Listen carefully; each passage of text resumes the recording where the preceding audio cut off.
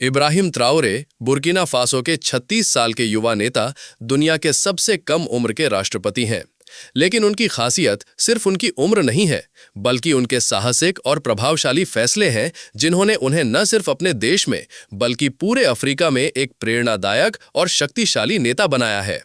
विशेषज्ञों का मानना है कि अगर इब्राहिम ट्राओरे इसी तरह तेजी से आगे बढ़ते रहे तो जल्द ही वे न केवल अफ्रीका बल्कि मध्य पूर्व और पूरे मुस्लिम विश्व में सबसे लोकप्रिय और प्रभावशाली नेताओं में शुमार हो सकते हैं। उनके कदमों ने पश्चिमी देशों के लिए चुनौतियां खड़ी की हैं, क्योंकि वे अपने देश को विदेशी नियंत्रण से मुक्त कराने और आत्मनिर्भर बनाने की दिशा में तेजी से काम कर रहे हैं। आइए हम ये समझने की कोशिश करते हैं कि आखिर इब्राहिम ट्राओरे में ऐसा क्या खास है जो उन्हें इतना असरदार बनाता है और क्यों उन्हें पश्चिमी देशों के लिए खतरा माना जा रहा है। बुर्किना फासो पश्चिमी अफ्रीका का एक छोटा सा देश 1960 में फ्रांस से आजाद हुआ था, लेकिन ये आजादी सिर्फ नाम की थी। फ्रांस ने इस देश को अप्रत्यक्ष रूप से अपने नियंत्रण में रखा। देश का शासन, अर्थव्यवस्था, व्यापार और सबसे महत्वपूर्ण प्राकृतिक संसाधन, खासकर सोना, सभी पर फ्रांस का दबदबा था। बुर्किना फासो दुनिया के सबसे बड़े सोने के भंडारों में से एक है, लेकिन इसका फायदा स्थानीय लोगों को नहीं मिलता था। सोने का खनन और प्रसंस्करण फ्रांसीसी कंपनियां करती थीं, जिसके कारण देश का सोना विदेशी कंपनियों के पास जाता था। देश में सोने की रिफाइनरी तक नहीं थी, क्योंकि फ्रांस ने कभी ऐसी सुविधाओं को विकसित होने नहीं दिया। फ्रांस ने बुर्किना फासो और आसपास के कई अफ्रीकी देशों के साथ ऐसे समझौते किए थे जिनके तहत वह सुरक्षा के नाम पर अपनी सेना इन देशों में तैनात कर सकता था। इन समझौतों की वजह से बुर्किना फासो जैसे देश फ्रांस पर पूरी तरह निर्भर हो गए। देश की मुद्रा, विदेशी भंडार और व्यापार भी फ्रांस के नियंत्रण में थे। नतीजा ये हुआ कि बुर्किना फासो, जो सोने जैसे मूल्यवान संसाधनों से भरा था, फिर भी गरीबी, भूखमरी, अपराध और राजनीतिक अस्थिरता से जूझता रहा। देश का 80% निर्यात सोने से आता था, लेकिन इसके बावजूद लोग गरीबी में जी रहे थे, क्योंकि उनका अपना संसाधन उनके काम नहीं आ रहा था। इन हालातों ने लोगों में गुस्सा भड़काना शुरू कर दिया। 2010 के दशक से देश में राजनीतिक अशांति बढ़ने लगी। अलग अलग समूहों ने हथियार उठा लिए और हालात बिगड़ते चले गए। 2015 में हुए चुनावों में क्रिश्चियन काबोरे को राष्ट्रपति चुना गया, जिन्हें फ्रांस का समर्थन हासिल था। उस समय बुर्किना फासो में फ्रांसीसी सेना भी मौजूद थी, लेकिन काबोरे के शासन में हालात और खराब हो गए। गरीबी, भूखमरी और असुरक्षा बढ़ती गई। आखिरकार जनवरी 2022 में बुर्किना फासो की सेना ने देश के बिगड़ते हालात का हवाला देकर तख्ता पलट कर दिया। उन्होंने क्रिश्चियन काबोरे को हटाकर देश का नियंत्रण अपने हाथ में ले लिया। इस तख्ता पलट का नेतृत्व एक सैन्य जनरल पॉल हेनरी दामीबा ने किया, लेकिन दामीबा भी लोगों की उम्मीदों पर खरे नहीं उतर सके। उन्होंने न तो लोगों के लिए किए वादे पूरे किए, न ही सेना को आधुनिक हथियार और संसाधन उपलब्ध करा सके। सेना के जवानों को वेतन तक समय पर नहीं मिल रहा था। नतीजा यह हुआ कि सेना के ही कुछ वरिष्ठ अधिकारी, जिन्होंने दामीबा को सत्ता में लाने में मदद की थी, उनसे नाराज हो गए। मात्र 8 महीने बाद सितंबर 2022 में सेना ने एक और तख्ता पलट किया। इस बार दामीबा को हटाकर एक नए नेता को सत्ता सौंपी गई, और वो नेता थे इब्राहिम ट्राओरे। ट्राओरे ने सत्ता संभालते ही ऐसे कदम उठाए जिन्होंने दुनिया का ध्यान उनकी ओर खींच लिया।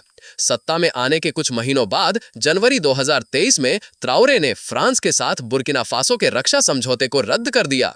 यह एक बड़ा और साहसिक कदम था जिसने पूरी दुनिया को हैरान कर दिया।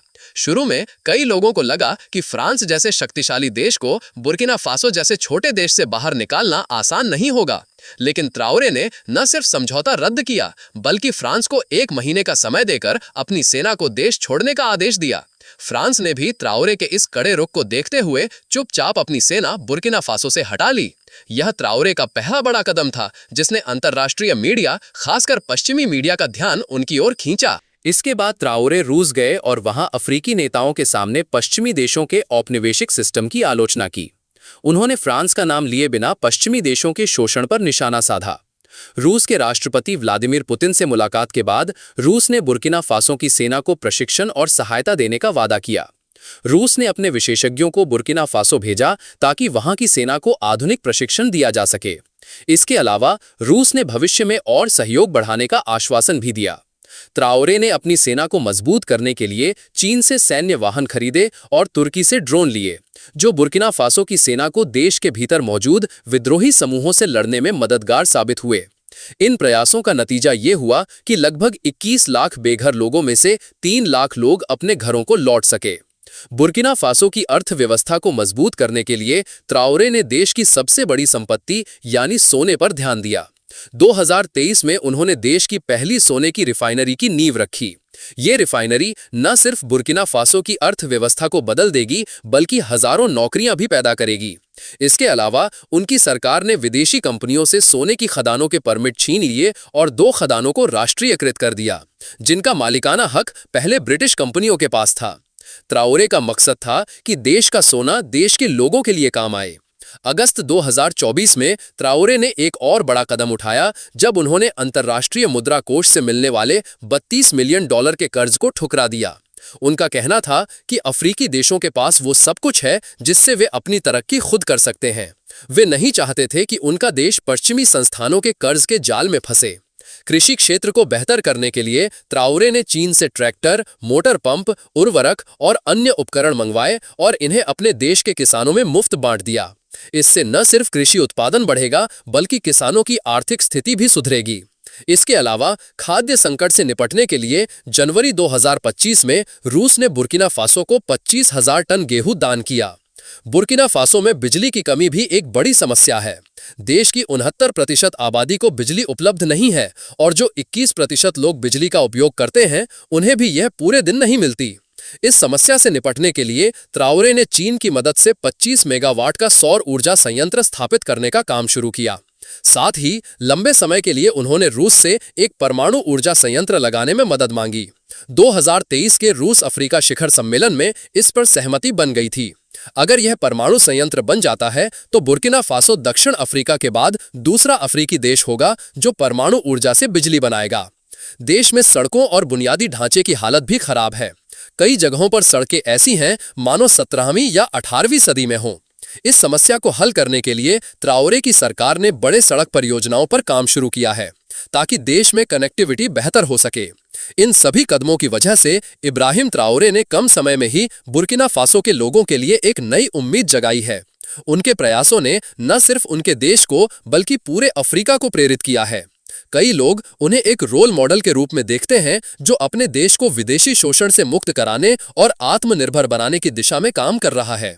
इन सब चीजों को देखकर शायद कुछ बातें सामान्य लगें, लेकिन अगर इन्हें बुर्किना फासो या इसके आसपास के देशों के नजरिए से देखें तो ये किसी नई जिंदगी से कम नहीं है। पिछले 50-60 सालों से या कुछ मामलों में 100 सालों से इन देशों के लोग ऐसी उम्मीद की तलाश में थे। यही वजह है कि इतने कम समय में इब्राहिम ट्राओरे पूरे अफ्रीका में मशहूर हो गए हैं और एक आदर्श नेता बन चुके हैं। आपके विचार में इब्राहिम ट्राओरे की ये कहानी कैसी है? क्या उनकी ये कोशिशें वाकई अफ्रीका के भविष्य को बदल सकती हैं? अपने विचार जरूर साझा करें।